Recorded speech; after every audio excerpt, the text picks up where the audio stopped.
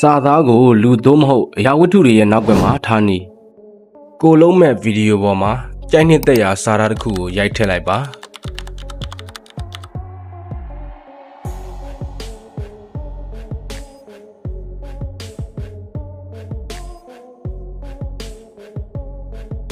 ကိုထည့်လိုက်တဲ့စာသားကို key frame သုံးပြီးတော့ကျွန်တော်တို့ရွေလျောင်းအောင်လုပ်မယ်စမှတ်မှာ key frame တစ်ချက်ချမယ်ဆုံးမှတ်မှာ key frame တစ်ချက်ချမယ်ပြီးရင်ဒီဗီဒီယိုလေးကို export ထုတ်လိုက်မယ်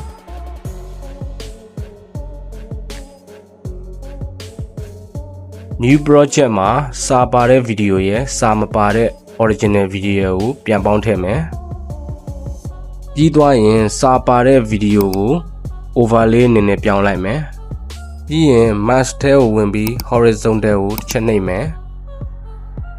rotate ကိုအသုံးပြုပြီးတော့အနှုတ်90 degree ထိပြောင်းလိုက်မယ်ပြီးရင် key frame ကိုအသုံးပြုမယ်လူနောက်ကစာတန်းလေးတွေထွက်အောင် key frame ကိုအသုံးပြုပြီးတော့ရွှေ့သွားမယ်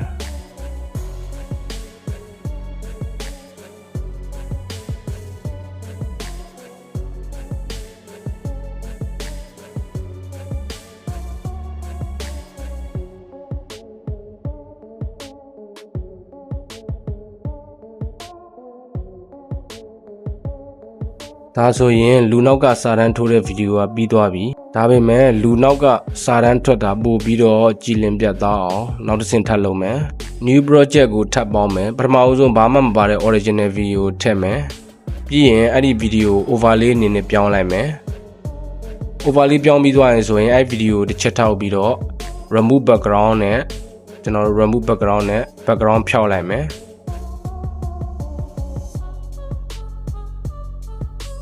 ဒါဆိုလို့ရှိရင်ပုံကပို့ပြီးတော့တည်တက်သွားမယ်ပေါ့နော်